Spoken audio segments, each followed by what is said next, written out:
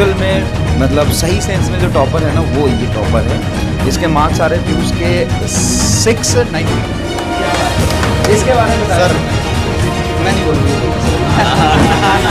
वो आपने बिना प्रैक्टिस के युद्ध के मैदान में चला गया था भाई खुद को। Hello NEET aspirants, I am Piyush Gupta. I am scoring 692 marks in NEET UG 2024। Also I have scored 99.27 percentile in JEE mains 2024। तो यार सबसे पहले तो आप लोगों को बहुत बहुत बहुत बड़ा थैंक्स। हम लोगों ने मात्र एक हफ्ते से कुछ ज़्यादा ही दिन हुए होंगे और अभी से हमने 2000 सब्सक्राइबर का गोल रीच कर लिया यार। Thank you so much for that यार, you guys are awesome, really awesome यार। तो एंड भाई आज की जो वीडियो होने वाली है वो पिछली वीडियो का ही कंटिन्यूशन होने वाली है, जिसमें मैं आप लोगों को बताने वाला हूँ कि मैंने किस तरीके से पीसीएमबी स्ट्रीम में मैथ्स जैसा भारी सब्जेक्ट लेकर भी मैथ्स को नीट के साथ मैनेज किया और इवन मैथ्स में एक अच्छा खासा डिसेंट स्कोर भी ले आया। मेरे मैथ्स में 91 नंबर आए थे सीबीएसई बोर्ड्स और इवन मेरा 7-8 नंबरों का पेपर छूटा था, तब भी जाके मेरे 91 आ गए थे।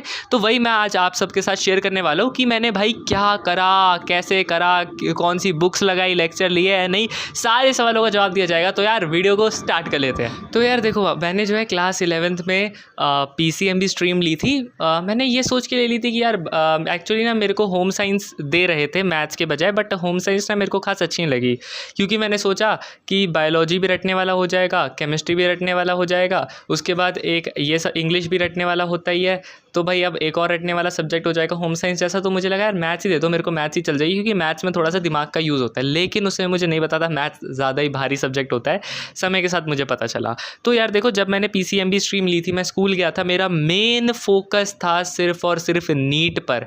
मैंने पहले से इधर सेट कर लिया था भाई कि मेरे को फोकस नीट पर ही करना है, चाहे कुछ भी हो। तो इसलिए यार मैंने ना अपना पूरा की पूरा जो फोकस था ना वो सिर्फ और सिर्फ एक ही किताब के ऊपर लगाया, वो था एनसीईआरटी मैथ्स के लिए। ठीक है, मैंने मैथ्स पे खास फोकस नहीं किया, मतलब मैथ्स को इतना ज़्यादा सीरियसली लेके नहीं पढ़ा कि हाय मैथ्स बहुत मुश्किल सब्जेक्ट है, नहीं। मैं बताता हूँ, मैंने मैथ्स में सिर्फ एनसीईआरटी पढ़ी, एनसीईआरटी के अलावा मैंने कोई और किताब उठा के नहीं देखी 11th में। ठीक है, आप एक काम और कर सकते हो 11th में, एनसीईआरटी के अलावा आपके स्कूल में जो प्रीवियस ईयर के जो पेपर्स होते हैं ना, जो पहले आपके स्कूल द्वारा ही करवाए गए होते हैं, वो आप किसी सीनियर से लेके उनको सॉल्व कर सकते हो। क्योंकि जो स्कूल वाले होते हैं ना, वो हर साल इसी तरीके से पेपर बनाते हैं कि पिछले साल का पेपर उठा के उसमें से 2-4 सवाल उठा लेते हैं, 1-2 नए सवाल डाल के पेपर बना देते हैं। तो आप यूज़ कर सकते हो उन्हें, ताकि आप कम पढ़कर एक अच्छा स्कोर ला सको बहुत ही ज़्यादा आसानी से। तो मैं कैसे पढ़ता था, लाइक मैं ना ऑल्टरनेट डेज के ऊपर मैथ्स के लेक्चर्स लिया करता था। सपोज आज मंडे है, मंडे को मैंने फिजिक्स पढ़ा, तो ट्यूसडे को मैं फिजिक्स ना पढ़कर, मतलब फिजिक्स का लेक्चर ना लेकर मैं मैथ्स का लेक्चर लिया करता था। लेकिन ऐसा नहीं है कि मैं ट्यूसडे को सिर्फ मैथ्स ही पढ़ रहा हूँ, मैं फिजिक्स पढ़ता था, लेकिन वो मैं सिर्फ नोट्स को रिवाइज करता था और कुछ नहीं करता था। ठीक है, फिर वेडनेसडे को मैंने फिर से फिजिक्स का लेक्चर लिया, फिर थर्सडे को मैंने फिर से मैथ्स का लेक्चर लिया, फिर फ्राइडे को फिजिक्स, फिर देन सैटरडे को मैथ्स, और संडे को मैं क्या करता था, 1 से 1.5 घंटे का समय निकालता था जिसमें मैं अपनी मैथ्स की खुद की प्रैक्टिस करता था एनसीईआरटी के क्वेश्चंस को सॉल्व करके। तो इस तरीके से मैंने तो यार 11th निकाली। उसके बाद जब मैं 12th में आया तो 11th और 12th में मैंने सिर्फ इतने अंतर रखा कि 12th में मैंने ना एनसीईआरटी की रिविजन्स मल्टीपल टाइम्स कर दी। लाइक पहले मैं 1 से 2 बार एनसीईआरटी रिवाइज करता था, तो अब मैं 4 से 5 बार एक ही चैप्टर को रिवाइज करने लग गया, क्योंकि मुझे पता था 12th class is a board class, और बोर्ड क्लास में सबसे ज़्यादा इंपॉर्टेंट होता है कि भैया आपकी एनसीईआरटी का कॉन्सेप्ट क्लियर होना चाहिए आपको, और साथ ही साथ आपको ना एनसीईआरटी एकदम रटी होनी चाहिए, कि आपको पता होना चाहिए कि इस तरीके का क्वेश्चन जो एनसीईआरटी में लिखा है वो कैसे होगा। तो मैंने एनसीईआरटी के एग्जाम्पल्स, एनसीईआरटी के एक्सरसाइज के सारे क्वेश्चन, मिसलेनियस एक्सरसाइज के सारे सवाल भाई सारे नाप डाले, मतलब एक एक सवाल अपने हाथों से बैठ कर किया। तो यार जस्ट टू बी क्लियर, मैंने यार क्लास 12th में आके एनसीईआरटी के अलावा कोई और बुक मैथ्स के लिए उठा के नहीं देखी थी। मैंने कोई आर.डी. शर्मा, कोई R S. Agarwal, Oswal, you like ऐसी बुक्स उठा के नहीं देखी थी, बिकॉज आई वॉज क्लियर कि यार मेरे को नीट ही करना है। अगर मैं इन सारी बुक्स में अपना टाइम दे दूंगा तो मेरे को नीट के लिए पढ़ने के लिए टाइम नहीं मिलेगा। लेकिन एक ऐसी बुक थी जिसे मैंने बहुत अच्छे से कर रखा था, वो थी एनसीईआरटी। यार एनसीईआरटी से मोस्टली पेपर आता है, ये बात सच है। मैं आपको प्रूफ के साथ दिखा सकता हूँ कि भाई मेरे पास ये ना पेपर, बोर्ड का पेपर है इस साल का। भाई यहाँ पे क्वेश्चन नंबर 18 आप देख सकते हो, आपको स्क्रीन पे भी दिखा दूंगा मैं, कि भाई the position vectors of point P and Q R, ये वेक्टर का सवाल है, और वेक्टर में एनसीईआरटी में एज इट इज कुछ इस तरीके का सवाल दे रखा है मिसलेनियस एक्सरसाइज में। इवन ये अकेला सवाल नहीं है, मैं आपको और सवाल दिखा देता हूँ। यहाँ पर भाई ये देख सकते हो आप क्वेश्चन नंबर 22 का बी पार्ट इंटीग्रेशन का ये सवाल है भाई। क्लियर दिख रहा है कि यहाँ पे कंप्लीटिंग द स्क्वायर मेथड से ये सवाल इजीली चुटकियों में सॉल्व हो जाएगा। इवन आप यहाँ पे क्वेश्चन नंबर 23 देख सकते हो, एप्लीकेशन ऑफ डेरिवेटिव्स का सवाल है भाई। पहली एक्सरसाइज में आपको ये सवाल दिख जाएगा इस तरीके का। इवन जब आप क्वेश्चन नंबर 25 को देखोगे, ये कंटिन्यूटी डिफरेंशियबिलिटी का सवाल है। ये सवाल भी भाई आपको एक्सरसाइज में दिख जाएगा। एनसीईआरटी की 5.1 नाम की एक्सरसाइज है इन अपडेटेड बुक्स में, वहाँ पे आपको दिख जाएगा ये सवाल। अब ये अकेला नहीं है। इवन आगे जाके आप देखोगे क्वेश्चन नंबर, अगर आप 28 को देखते हो, उसका जो बी पार्ट है वो भी भाई क्लियरली एनसीईआरटी से आया हुआ है। इवन आप जब क्वेश्चन नंबर 30 की बात करते हो भाई, वो तो एनसीईआरटी का सवाल है, वेक्टर जो चैप्टर है उसका सवाल है ये। मैं आपको स्क्रीन पे लगा के भी दिखा दूंगा कि एनसीईआरटी में किधर किधर जो है ये सवाल पूछे गए हैं। इवन जो केस स्टडी आई थी इस साल की, जो कि बेसिकली चैप्टर 1 के ऊपर बेस्ड थी, that was relations and functions, यार वो तक एनसीईआरटी से पूछी गई थी। यहाँ पे आप देख सकते हो ये क्वेश्चन नंबर 37 मैं आपको स्क्रीन पे लगा दूंगा। यहाँ पर भी कुछ इस तरीके की जो केस स्टडी पूछी गई है भाई, इस तरीके का ही कुछ जो है आपको एनसीईआरटी में दिख जाएगा। आई गेस एक्सरसाइज में ही है, पहली एक्सरसाइज में आपको दिख जाएगा कुछ इस तरीके का। तो यार ओवरऑल कहने का तात्पर्य ये था कि भाई जो पेपर बनता है ना वो मोस्टली एनसीईआरटी से बनता है। तो आपका सबसे पहला फोकस होना चाहिए एनसीईआरटी को अच्छे से ग्रैस्प करना, ठीक है। जो एनसीईआरटी के बाहर के सवाल जाते हैं वो जनरली एमसीक्यूज में जाते हैं। अब उनको ओवरकम कैसे करें कि भाई नहीं हमें तो 100 में से 100 ही लाने हैं, तो उसको कैसे ओवरकम करें? तो यार उसको ओवरकम मैंने कैसे किया था कि मैंने ना बोर्ड्स के कुछ दिन पहले एक यूट्यूब पे चैनल है नेहा मैम मैथमेटिकली इंक्लाइंड करके, मैंने उनकी जस्ट रैंडमली ऐसे सीरीज़ देखनी शुरू करी थी जो उनकी रिवीजन सीरीज़ होती है। भाई उनके चैनल का जो कंटेंट है, उसकी जो क्वालिटी है ना भाई, वो नेक्स्ट लेवल है। लाइक उनके 1.6 मिलियन सब्सक्राइबर्स है लेकिन स्टिल उनके व्यूज़ बहुत कम आते हैं। I don't know why, she is so underrated यार। मतलब उन्होंने पता है बोर्ड एग्जाम के एक दिन पहले, आपको मैं स्क्रीन पे दिखा दूंगा, और उन्होंने एक 5.5 घंटे का सेशन लिया हुआ है मैथ्स के लिए, जिसमें उन्होंने सारे पूरे चैप्टर्स के मिक्स सवाल करा रखे हैं। एंड ट्रस्ट मी यार, अगले दिन बोर्ड्स में कुछ इसी तरीके के जो उन्होंने सेशन में सवाल कराए थे ना, उसी तरीके के सवाल बोर्ड्स में आ रखे थे। आई वॉज सो हैप्पी जब मैं क्वेश्चंस कर रहा था, मेरे को तो पेपर बहुत ज़्यादा ईजी लग रहा था। और यार उनका जो लाइक 5.5 घंटे का सेशन था, मैंने उसमें से सिर्फ और सिर्फ 3.5 घंटे का देखा था, लेकिन वो भी मेरे को इतना ज़्यादा फ़ायदा कर गया। इवन मुझे उनके सेशन से पता लगा था एग्ज़ाम के एक दिन पहले कि एनसीईआरटी में एक चीज़ है जो कि इस साल डिलीट कर दी गई है एनसीईआरटी से, लेकिन वो बोर्ड के सिलेबस में है। मैं स्क्रीन पर लगा दूंगा। आई गेस प्रोबेबिलिटी का ये एक कॉन्सेप्ट है जो कि बोर्ड में आ जाता है, लेकिन वो स्टिल एनसीईआरटी से हटा दिया गया है। तो यार इतना सब कुछ करने के बाद भी, मतलब मैंने खास ज़्यादा किया नहीं, लेकिन मैंने 2 ही चीज़ें करी थी भाई, लेकिन स्टिल आई स्कोर्ड 91। मतलब ये जो नंबर थे ना, ये मैं बढ़ा सकता था अपने, मैं इजीली 95 प्लस स्कोर कर सकता था।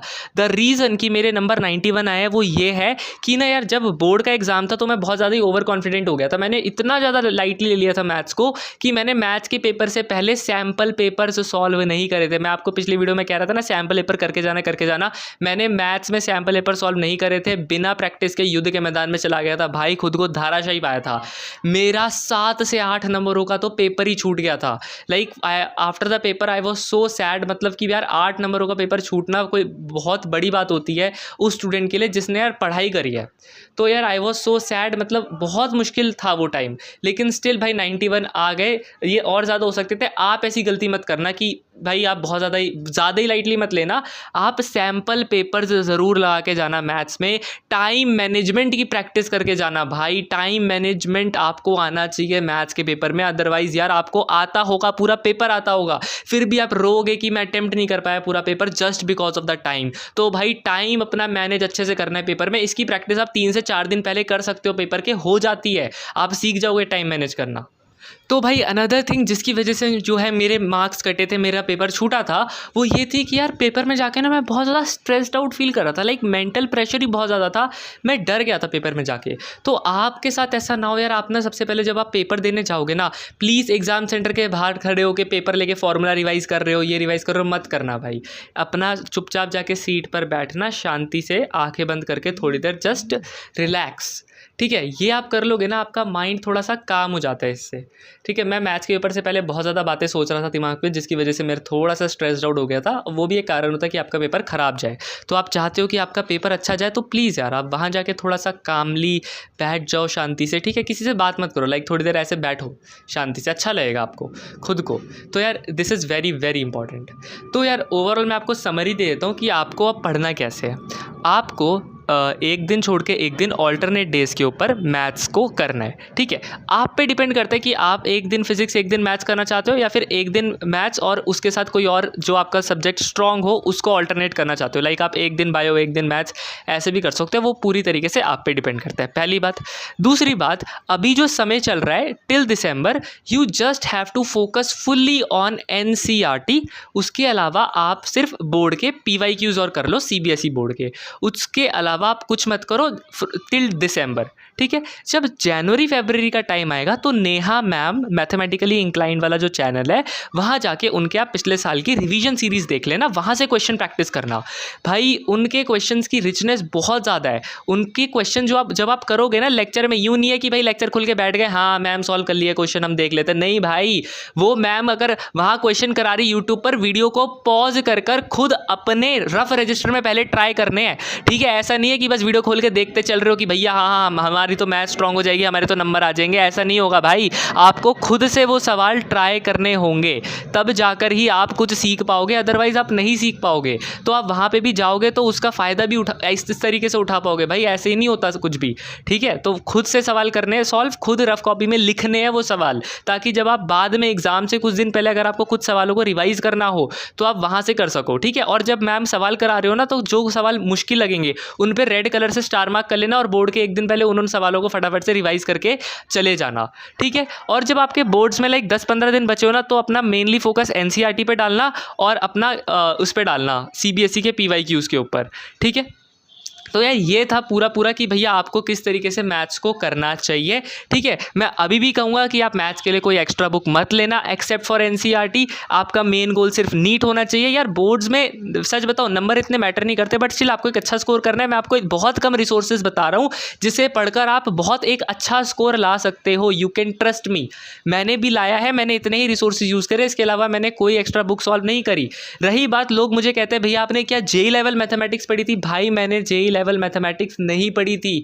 जेई में मेरे नंबर इसलिए आए थे क्योंकि मैं पता है पेपर अटेम्प्ट करने का एक तरीका होता है कि आप पेपर में जाके सबसे पहले वो सवाल करो जो आपको आते। तो मैथ्स में जाके मैंने वो इजी सवाल करे। यार अब बेसिक्स तो आते थे ना मैथ्स के, एनसीईआरटी लेवल सवाल भी डाल रखे थे कुछ जेई वालों ने, तो मैंने फटाफट जाके कुछ वो सवाल जो मुझे आ रहे हैं वो जाके फटाफट अटेम्प्ट करे थे, और जिसकी वजह से मेरा परसेंटाइल जो है मैथ्स में हाई चला गया था। तो ये तरीका आप भी यूज़ कर सकते हो if you are a JEE aspirant. इससे क्या होता है, परसेंटाइल ईजिली हाई चला जाता है। तो यार यही सब था आज की वीडियो के लिए। आई होप आपको वीडियो अच्छी लगी होगी, और अगर यार आपको वीडियो अच्छी लगी है तो प्लीज़ इसको आप अपने उन नीडी दोस्तों के साथ ज़रूर शेयर करना जो यार कर तो सकते हैं बट उनको बस एक गाइडेंस की ज़रूरत है। आई नो अभी भी इंग्लिश और बायोलॉजी सब्जेक्ट्स बचे, उनके लिए यार एक अलग वीडियो बना देंगे। एक्चुअली ना मैथ्स जो था थोड़ा सा लेंदी था तो इसको डिस्कस डिटेल में मैं करना चाह रहा था। बाकी दो सब्जेक्ट्स बहुत छोटे छोटे से हैं, वो मैं अगली वीडियो में आपको बता दूंगा। और ऐसा हो सकता है यार अभी कुछ दिनों तक वीडियो ना आए जस्ट बिकॉज कि ये सारा रीनीट वगैरह का चल रहा है। ठीक है, तो हो सकता है कि 8 जुलाई तक अभी मैं वीडियो ना डालूँ। तो यार तब तक के लिए यार आप लोगों को तो पढ़ते रहना है, क्योंकि पढ़ना इज़ वेरी वेरी इंपॉर्टेंट। दुनिया में कुछ भी चल रहा हो आपको अपना ध्यान सिर्फ पढ़ाई पे लगाना है, क्योंकि अगले साल तो पेपर होना ही है ना यार। बिल्कुल इन सबसे जो डरना ही नहीं है हमें, अगले साल पेपर होना है, पेपर देना है, अगले साल सिलेक्ट भी होना है। ठीक है, तो यार तब तक के लिए पढ़ते रहिए यार। अब की बार 700 बार का गोल रखना है। Thanks for watching. आई शून्य से अलग तक